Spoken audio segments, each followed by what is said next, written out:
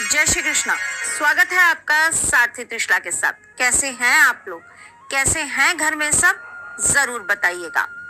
गुप्त नवरात्रे आरंभ होने वाले हैं और गुप्त नवरात्रों में हम कुछ गुप्त क्रिया न करें, ऐसा कैसे हो सकता है? गुप्त नवरात्रों का क्या अर्थ होता है?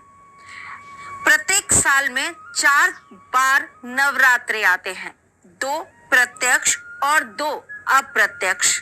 जो अप्रत्यक्ष यानी कि गुप्त नवरात्रे होते हैं, इनमें पूजा पाठ जाप मंत्र सब कुछ गुप्त रूप से किया जाता है। इन नवरात्रों में करे हुए हर कार्य का 4 गुना फल प्राप्त होता है।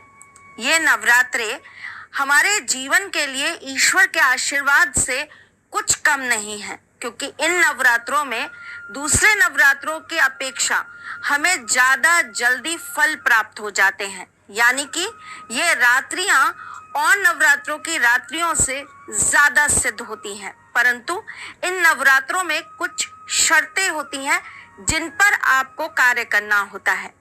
गुप्त नवरात्रि में आप कोई भी दान पुण्य करते हैं तो वो आप गुप्त करेंगे। जैसे कि हम नवरात्रियों में अपने यहाँ पर कन्याओं को भोजन कराते हैं, तो हम अपने घर बुलाते हैं, उनके चरण धोते हैं, उन्हें तिलक लगाते हैं, उन्हें खाना खिलाते हैं और फिर अपने यहाँ से विदा करते हैं। गुप्त नवरात्रियों में अगर आप कन्याओं को भोजन कराते हैं तो ये क्रिया आपको गुप्त रूप से करानी है।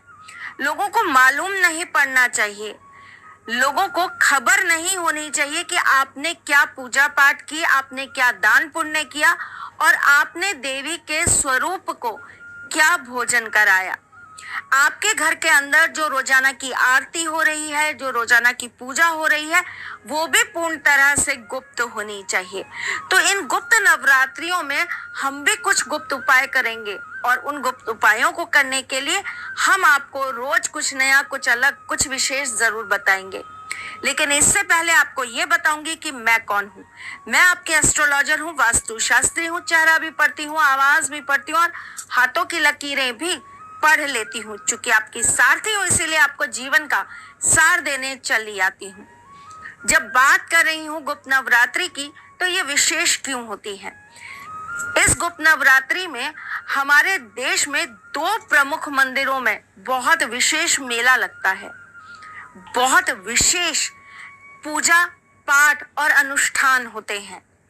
एक है जगन्नाथपुरी, जहां पर नवरात्रि की दूसरे दिन यानी कि दूसरे नवरात्रे पर रथ यात्रा आरंभ हो जाएगी। और फिर है माँ कामाख्या धाम, जहां पर माँ के दरबार में मेला लगेगा और 4 दिन के लिए माँ रथ स्वला से होंगी और उस समय माँ के दरवाजे यानी कि उनके मंदिर के दरवाजे बंद रहेंगे। लेकिन फिर भी लाखों करोड़ों की भीड़ में साधु संत नागा अघोरी सब वहां पर माँ का आशीर्वाद प्राप्त करने के लिए मंत्र जाप करेंगे, सिद्धियां करेंगे, पूजन करेंगे, अर्चन करेंगे, हवन करेंगे। देखिए, गुप्त नवरात्रे कहीं ना कहीं हमें ये चीज भी सिखाते हैं कि अगर आपके पास अभाव है, आप रोजाना अच्छा भोग नहीं लगा सकते, आप रोजाना अच्छी अच्छी मालाओं का श्रृंगार नहीं कर सकते, अगर आप माँ के मूर्ति को अपने घर में स्थापित नहीं कर सकते, फिर भी आप अपने मन से, अपनी आत्मा से, अपनी माँ के साथ जुड़कर मंत्र उच्चारण करके पूरी भक्ति के साथ उनकी कृपा प्राप्त कर सकते हैं। गुप्त नवरात्रों में करने वाले विशेष चीजों में मैं आज आपको बताने जा रही हूँ नींबू का एक दुर्लभ प्रयोग। लेकिन उससे पहले नींबू के कुछ छोटे छोटे टोटके जो आप इस गुप्त नवरात्रि में जरूर करेंगे। आपके घर में अगर कोई बहुत बीमार है या किसी को नजर लगी है, किसी के ऊपर तंत्र क्रिया हो रखी है या किसी के जीवन में बहुत सारी परेशानियां चल रही हैं, 7 नींबू ले लीजिए। नवरात्रि की किसी भी रात्रि को ये कार्य करिएगा, सूर्य अस्त के बाद 7 नींबू ले लीजिए। उस व्यक्ति के सिर से घुमाते हुए पैरों तक ले जाइए, पैरों से वापस सिर तक ले जाइए। 7 बार ऐसा आपको दोहराना है। 7 नींबुओं को 7-7 बार आपको व्यक्ति के पूरे शरीर से घुमा लेना है। और कैसे घुमाएंगे? क्लॉकवाइज घुमाइएगा। उसके पश्चात आपको इन 7 नींबुओं को ले जाकर चौराहे पर छोड़ आना है और वापस घर आकर हाथ पैर धोकर घर में एक घी का दीपक प्रज्वलित कर लेना है और उस व्यक्ति के लिए माता रानी से प्रार्थना करनी है। अगर आपके व्यापार स्थल पर बार बार दिक्कतें आ रही हैं, पैसा अटक जा रहा है, आपके क्लाइंट आपसे रूठ जा रहे हैं, काम आप टाइम पर करके नहीं दे पा रहे हैं, आपके लेबर आपको परेशान कर रही है, या आप अपने व्यापार स्थल से बहुत दिक्कत में हैं, तो आपको क्या करना चाहिए? आपको एक नींबू लेना है, उसमें 5 लौंग लगा देनी है। अपने व्यापार स्थल पर इस नींबू को 2 से 3 घंटे के लिए रखकर छोड़ देना है। उसके बाद सूर्य अस्त के बाद आपको इस नींबू को ले जाकर चौराहे पर छोड़ देना है। ध्यान रखिएगा, उस चौराहे से अगले 24 घंटे आप गुजरेंगे नहीं।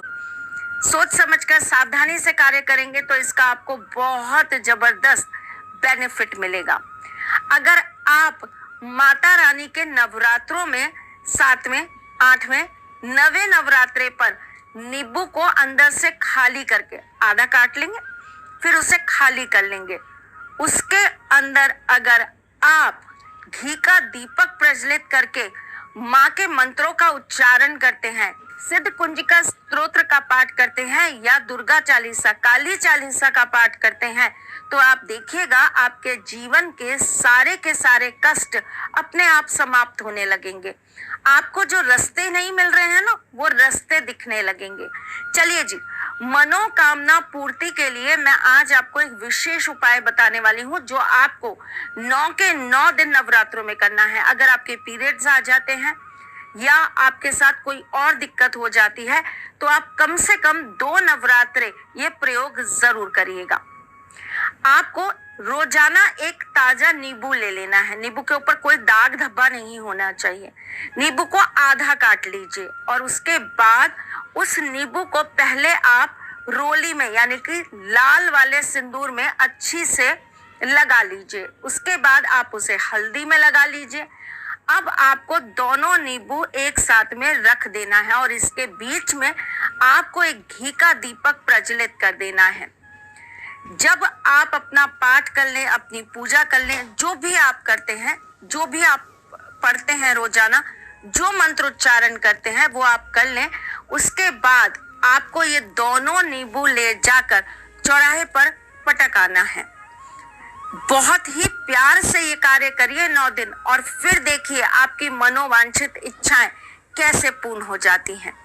मैं फिर आऊंगी कुछ नया, कुछ अलग, कुछ अद्भुत लेके। तब तक के लिए मुस्कुराते रहिएगा, रिश्तों में मजबूती बना के रखिएगा, अपने साथी के साथ में जुड़े रहिएगा, प्यार देते रहिएगा, प्यार लेते रहिएगा। ख्याल रखिएगा अपना और उनका जिनसे आप प्यार करते हैं। मैं जल्द आपसे मिलने आऊंगी। तब तक के लिए राधे कृष्ण।